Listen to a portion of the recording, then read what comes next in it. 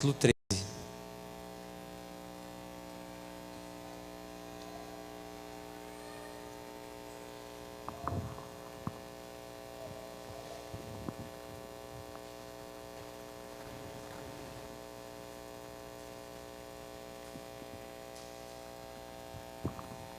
Primeira Coríntios, capítulo 13.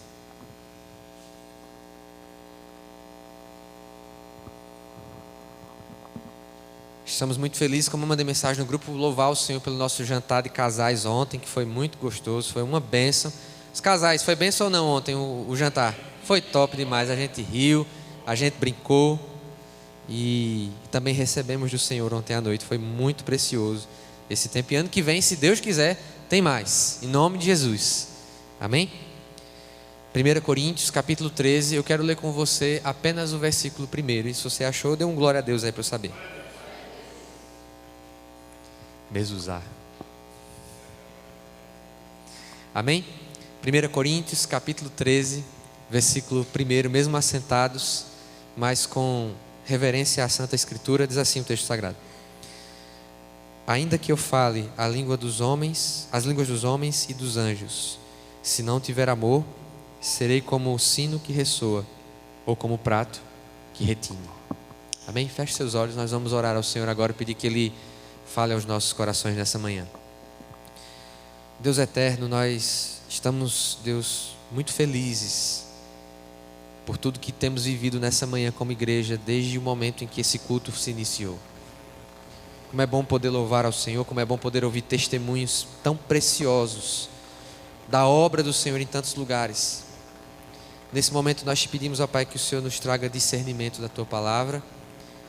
Ó Deus, nesse tempo em que nós temos pregado, ensinado e orado a respeito do amor, nós pedimos que o Senhor fale conosco, ó Deus, e acima de tudo, nos capacite para praticar a palavra que estamos ouvindo nessa manhã.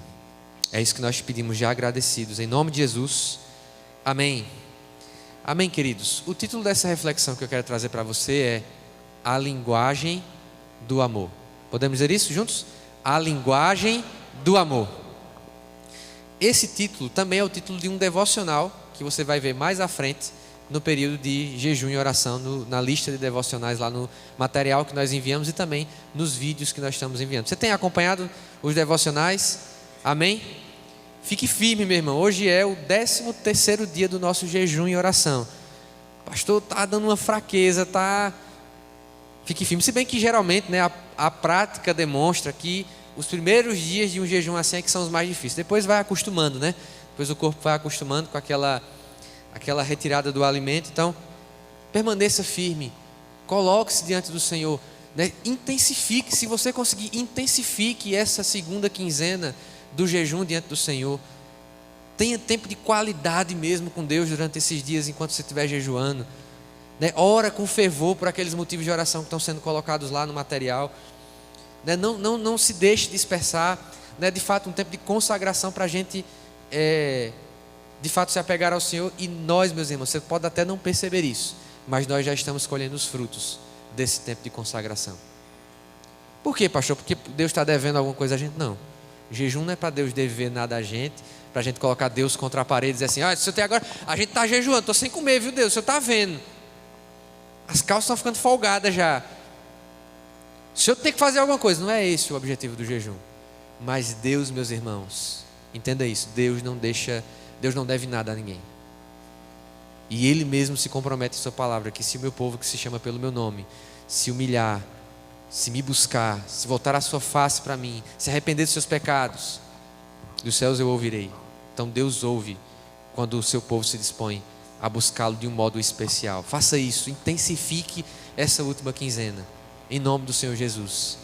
E nós, no dia 14, é o único aviso que a gente vai ter hoje no culto. Dia 14, vai ter 2. No dia 14 de agosto, nós teremos aqui no culto de oração o encerramento, a entrega desse período de jejum e oração. Quero ver todos os irmãos aqui para nós encerrarmos esse período de fato, né, testemunhando, né, se você tiver um testemunho, Deus falou alguma coisa comigo nesses dias, Deus fez algo, né, Deus me usou para uma determinada situação. você vai ter a oportunidade de compartilhar, né, no dia 14, esse testemunho daquilo que Deus fez na sua vida durante esses 30 dias de jejum. Amém, queridos? O outro aviso eu vou dar só no final. Irmãos, quero que você imagine agora, lendo esse texto, eu vou ler ele novamente. Vou ler do título: Passo agora a mostrar-lhes um caminho ainda mais excelente. Essa foi a frase que nós meditamos semana passada. Ainda que eu fale as línguas dos homens e dos anjos, se não tiver amor, serei como sino que ressoa ou como prato que retine. Queridos, não é à toa que o apóstolo Paulo usa essa expressão, o sino que ressoa, o prato que retine. Ele tinha uma cena muito particular em mente e que acontecia na própria cidade de Corinto. Nos momentos específicos do dia, Paulo andando por Corinto, e isso também acontecia em outras cidades da Ásia onde Paulo pregou, né, das regiões em que Paulo exerceu o seu ministério, plantou igrejas. Se ele saísse em algum dia, essa cena seria muito comum. Os templos pagãos, templos dedicados a Apolo, a Dionísio, a Diana, a Ártemis, a Zeus, templos pagãos em que havia uma adoração totalmente desvirtuada daquilo que nós cremos pela revelação. Hoje de manhã tivemos um tempo muito especial para meditar sobre revelação e religião na escola bíblica. Foi muito precioso. Isso na classe dos adultos. Estamos falando sobre religiões e religiosidade na escola bíblica dos adultos. Você está perdendo se você não consegue e não tem vindo ainda às 9 horas para a escola bíblica dominical. A gente está aprendendo durante esses dias por que Jesus é diferente. Você sabe que Jesus é diferente? Jesus é diferente dos outros deuses? Você sabe disso, amém? Agora a gente precisa aprender por que ele é diferente. Precisamos dar uma resposta, ou ter uma resposta muito clara em nosso coração e em nossa mente do porquê Jesus é diferente. O que faz Jesus diferente? Por que a Bíblia e não o Alcorão? Por que Jesus e não Maomé? Você precisa ter isso muito claro, né, na sua mente, no seu coração.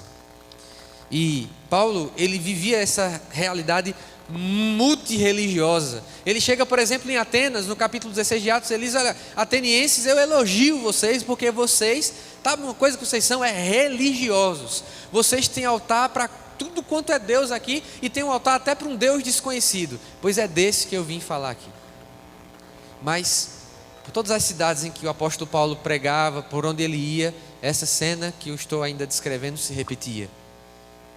As portas dos templos pagãos abertas, e um arauto, um sacerdote, uma sacerdotisa, convocando as pessoas que passavam na rua, e até aquelas que já estavam dentro dos templos, para participar daquela adoração, para trazerem os seus sacrifícios, trazerem os seus animais.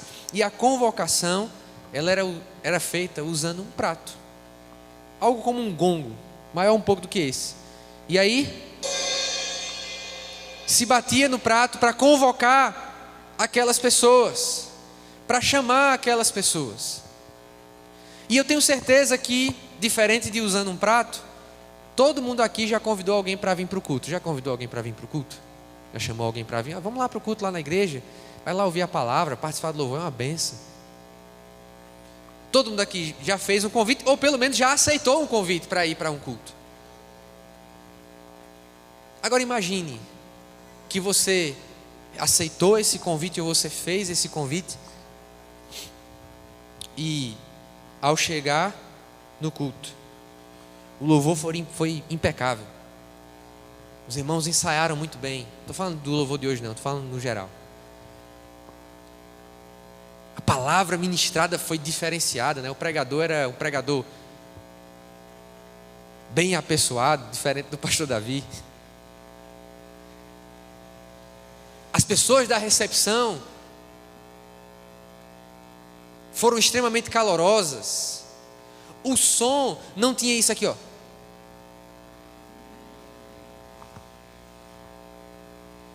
Você achou uma vaga excelente para estacionar o seu carro e não precisou ficar com medo de se chover muito forte e alagar a rua da igreja. Tudo funcionou perfeitamente.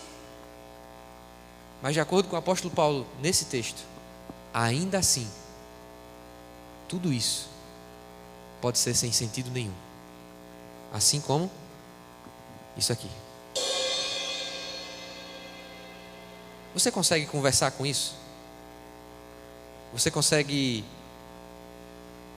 obter alguma mensagem disso? Eu sei que quando o nosso irmão Mateus toca, a bateria fala, mas só o prato batendo. Vem alguma mensagem daqui? Você consegue entender algo? Você é edificado? Se eu passasse a manhã todinha aqui, você ia voltar para sua casa e ia dizer: esse pastor é maluco. Mas, meus irmãos, quando o apóstolo Paulo fala, ainda que eu fale a língua dos homens e dos anjos, se não tiver amor, eu serei como prato ou como um sino. Paulo está dizendo que nós podemos ter uma comunicação daquilo que nós fazemos como igreja. E perceba, eu quero que enquanto nós meditamos, quero te desafiar que enquanto nós meditamos nesse texto de 1 Coríntios capítulo 13, você tenha a percepção de que Paulo não está falando para pessoas de fora da igreja, e Paulo não está tratando de amor com pessoas que são de fora da igreja. Tudo que foi escrito no capítulo 13, que é um capítulo lindo, poético para algumas pessoas, maravilhoso, tudo que foi escrito para uma igreja. Então, o primeiríssimo lugar em que você vive isso aqui é na igreja. Estou dizendo que você não deve amar as pessoas de fora da igreja, você deve. Não estou dizendo que você não deve amar seus familiares que não são cristãos, você deve. Mas Paulo escreveu o capítulo 13 de Coríntios para uma igreja. Depois de ter falado no capítulo 12, ao longo do capítulo todo, que a igreja é um corpo.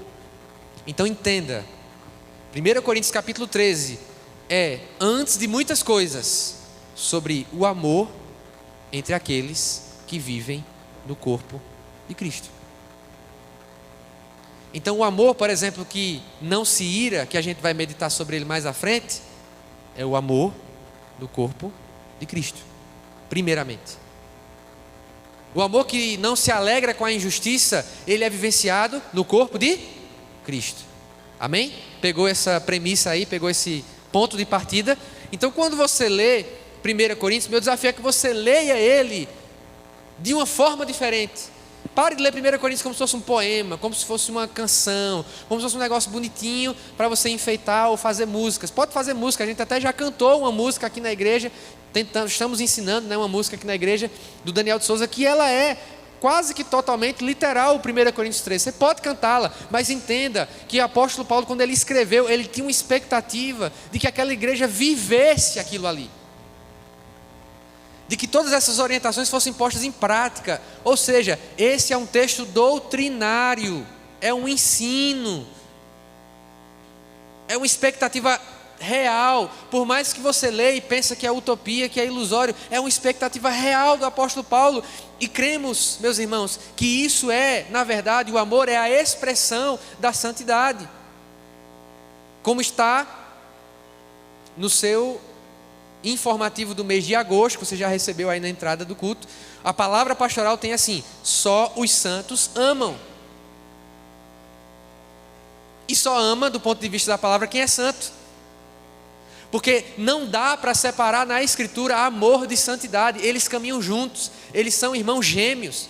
Santidade é amor, santidade é relacional. E meus irmãos, que grande ameaça paira sobre nós ao saber que nós podemos participar de um culto todos os domingos. A gente pode congregar em uma igreja que tem uma doutrina excelente, como creio eu, que é a igreja do Nazareno de Caruaru e muitas outras igrejas sérias que há por aí. Que você tem um louvor acontecendo, que o ministério infantil é muito preparado, que todas as coisas parecem se encaixar, mas que pela falta do amor uns pelos outros, tudo que está sendo feito não tem sentido nenhum. Essa é a grande ameaça que ronda a igreja, meus irmãos. Não apenas a igreja fora, mas nós mesmos. Nós temos pessoas que servem em diversos ministérios aqui, e a gente vai mais à frente falar sobre serviço. Por enquanto estamos falando da linguagem do amor, e não é as 5 linguagens do amor, tá? Eu peguei emprestado ainda que eu falasse a língua dos homens e dos anjos para dar esse título. Mais do que isso, nós como nazarenos, meus irmãos, nós cremos, afirmamos e incentivamos você a buscar todos os dons. Se você nunca orou na sua vida pedindo a Deus o dom de línguas, eu aconselho a você que faça isso. Porque nós cremos, como diz o apóstolo Paulo quando ensina o dom de línguas no capítulo 12 e 14, que nós devemos buscar com zelo os melhores dons. Se você nunca buscou o dom de profecia, ore ao Senhor pedindo pelo dom de profecia. Ore ao Senhor pedindo pelo dom de discernimento de espíritos. Ore ao Senhor pedindo por dom de administração. Ore por todos os dons. Ore pedindo que o Senhor derrame dons sobre você. Aqui, quando o apóstolo Paulo ele fala, ainda que eu falasse a língua dos homens e dos anjos, ele não está sendo aleatório aqui. Aquela igreja, ela tinha uma dificuldade muito grande a respeito do uso do dom de línguas. De um modo que o apóstolo Paulo escreve no capítulo 14, como a gente já mencionou aqui, orientando como o dom de línguas funciona dentro do culto. E dizendo, olha, o dom funciona assim, mas não deixem de buscar. Nós cremos em todos os dons. E é maravilhoso quando nós estamos adorando ao Senhor e há um mover na igreja, as pessoas elas têm a liberdade de falar em uma linguagem espiritual com o Senhor, em uma linha direta. O dom de línguas é isso, é uma comunicação direta. Diz o apóstolo Paulo que a minha mente ela fica infrutífera, mas o meu espírito é quem fala em mistérios a Deus. Isso é o que acontece no dom de línguas. É maravilhoso quando há esse mover.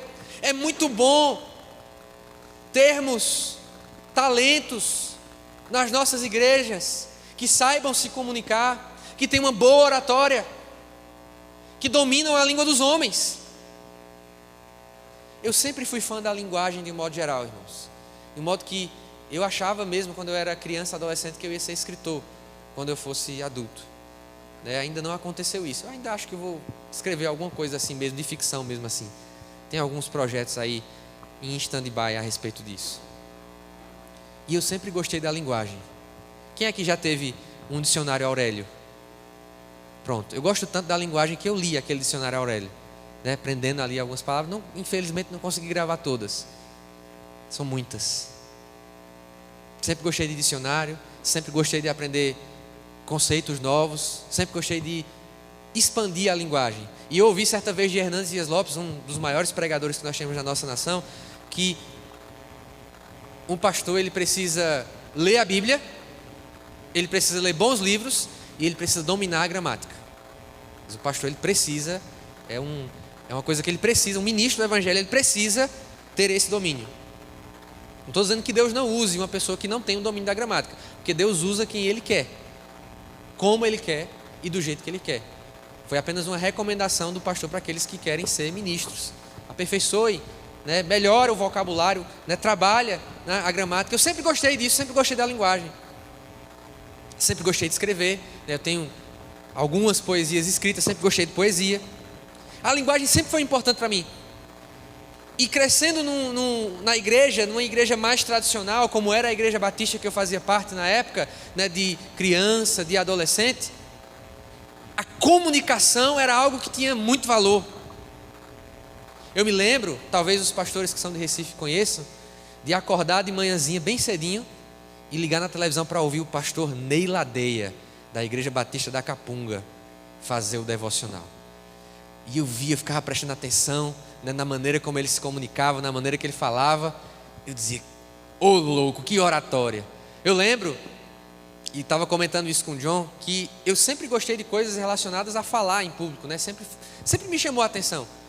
E eu me lembro, meus irmãos, de 2002, lá em Carapicuíba, São Paulo, eu com 8 anos de idade, vidrado, assistindo o debate do segundo turno de Lula e José Serra. Por quê, pastor? O senhor gosta de política? Já gostei mais. Mas eu ficava fascinado em ver as pessoas debatendo ideias, falando. Digo, para aí, ele está falando, aí o outro esqueceu totalmente o que o outro acabou de falar e já está indo para outro assunto. 8 anos de idade. Jurando que ia ser político, talvez, né? Olha onde Deus levou a gente. Me lembro com 10 anos já em Arco Verde, meu pai que também gostava sempre gostou dessas coisas, a gente pegava um pedaço, às vezes, de um comício, eu ficava, olha só que coisa maravilhosa, esse homem, ele fala, e as pessoas, a gente sabe hoje em dia porque é que elas aplaudiam, né? Mas as pessoas, elas aplaudem, que maravilha, que comunicação, um homem do povo. E como eu dizia, vindo de uma igreja tradicional, eu admirava pessoas com boa oratória, achava uma coisa maravilhosa, queria imitar. Qual batista dos anos 2000, e eu já disse isso no culto de jovens aqui, não imitou o Ed Renekiewicz. Hoje ninguém quer imitar, graças a Deus. Comprava uma bíbliazinha bem fininha, aquele microfone lapela, quem tinha condições de sair para lá e para cá assim, que nem o Ed René. Até hoje ele faz isso. Talvez eu ande muito por causa dele, né? Isso você me perdoa, isso não é heresia não, só as coisas que ele fala. Há uma valorização, muitas vezes, meus irmãos, exagerada da comunicação de modo geral na igreja. Seja ela de caráter espiritual, quando nós descobrimos que alguém, às vezes, né, a gente percebe no culto, né, brecha do olho, fulano está falando em línguas ali. E, às vezes, na nossa cabeça, aquilo ali é como se a pessoa estava no nível 1 do Sonic, aquele da floresta, e ela passou para o nível 2, porque eu vi ela falando em línguas. Ou então, eu vi o irmão Júlio abrindo o culto, né, e ele falou de uma forma tão bacana, né, foi tão encaixado aquilo que ele trouxe. Ou eu assisti uma aula da pastora Bruna e vi que ela colocou ali uma questão que era tão difícil e que eu li na revista e que eu achei difícil demais, mas ela explicou de uma forma que ficou muito fácil. Aí a gente vê essas coisas, esses dons da comunicação, e a gente vai elevando as pessoas a partir dessas coisas. Mas, meus irmãos, isso tudo é sem sentido, isso tudo é inútil se não há amor. Essa é a grande mensagem de hoje, meus irmãos. O amor é maior do que qualquer linguagem humana ou não humana.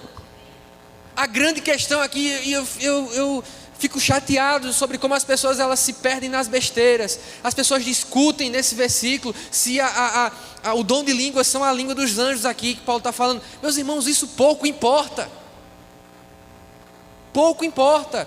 Qual é a grande questão? A questão é que o amor fala mais do que qualquer comunicação que nós aprendamos ou que nós recebamos, mesmo do Espírito.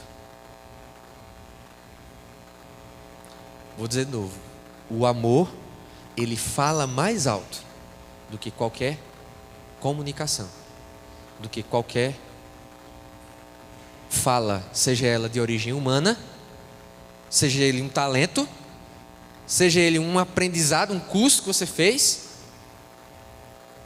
seja espiritual. De modo, meus irmãos, que talvez você vai sair daqui hoje e vai esquecer essa mensagem. Mas eu tenho certeza de que se você alguma vez recebeu um abraço meu, um gesto, uma palavra no momento oportuno, você nunca vai esquecer disso. Entendeu? Porque o amor fala mais alto do que qualquer linguagem humana. Quando nós amamos, nós não estamos apenas garantindo que aquela pessoa seja nossa amiga. Às vezes, há certos gestos no ambiente de igreja, e eu sei que isso não acontece aqui em nome do Senhor Jesus, que eles são motivados, a gente vai falar sobre isso mais tarde. Mais tarde não, né? Em outras mensagens, sobre as intenções do amor. Há gestos, há coisas que às vezes as pessoas fazem no ambiente eclesiástico que elas visam apenas a bajulação. Não é sobre isso que eu estou falando, meus irmãos. Não estou falando sobre bajulação. Até porque o verdadeiro amor, ele se manifesta na igreja de um modo orgânico, natural.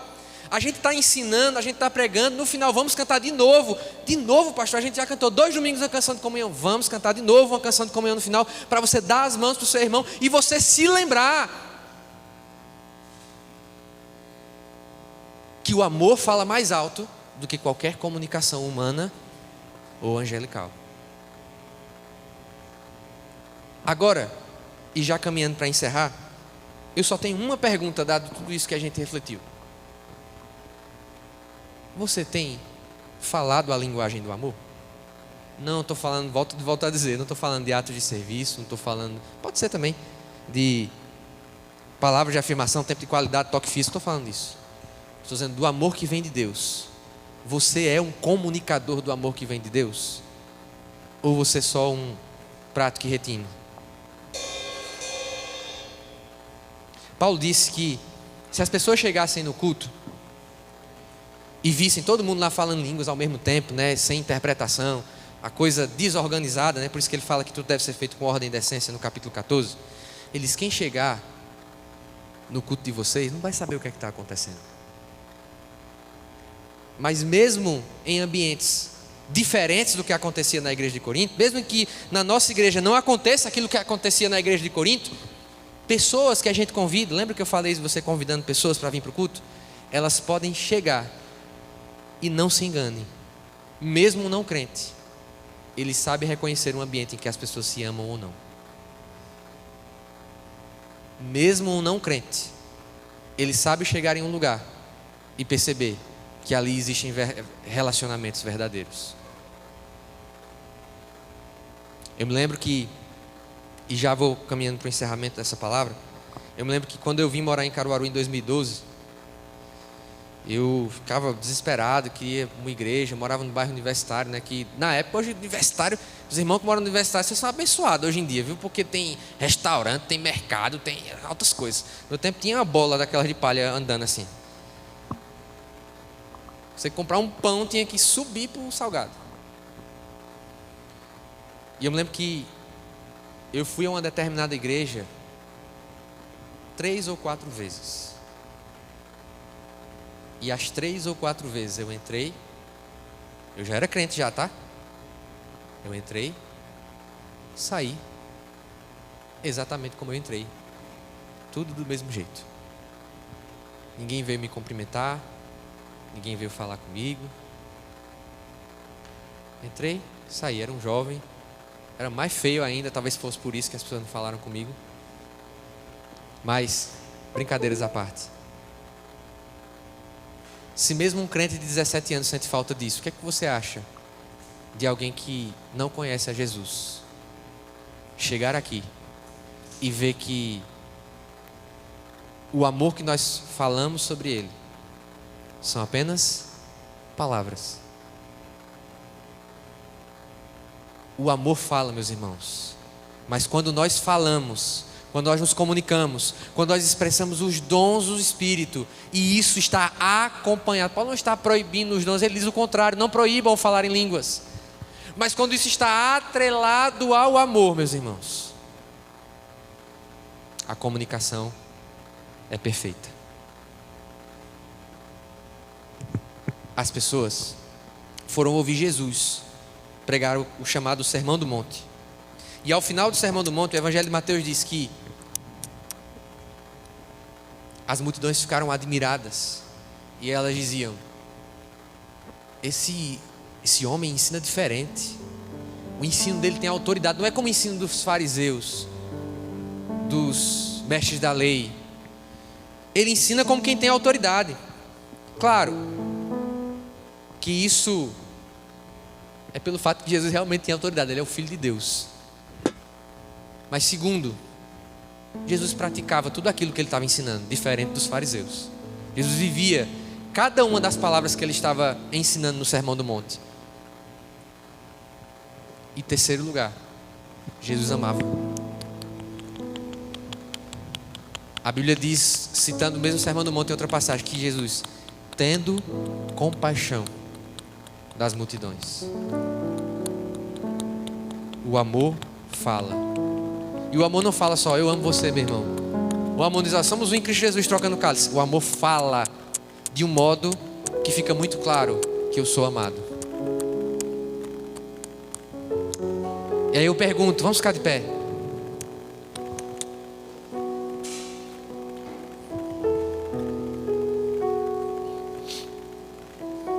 Pergunto para você nessa manhã: as suas palavras de amor, elas são mais do que palavras?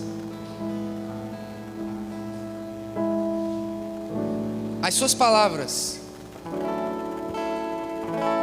são mais do que palavras de amor. Você que faz parte dessa igreja tem recebido amor dos seus irmãos?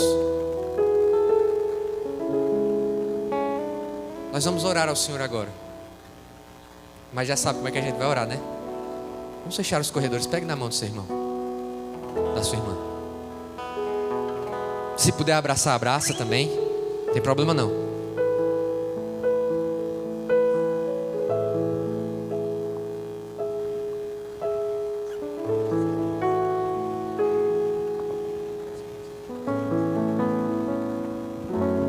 Nós vamos orar ao Senhor.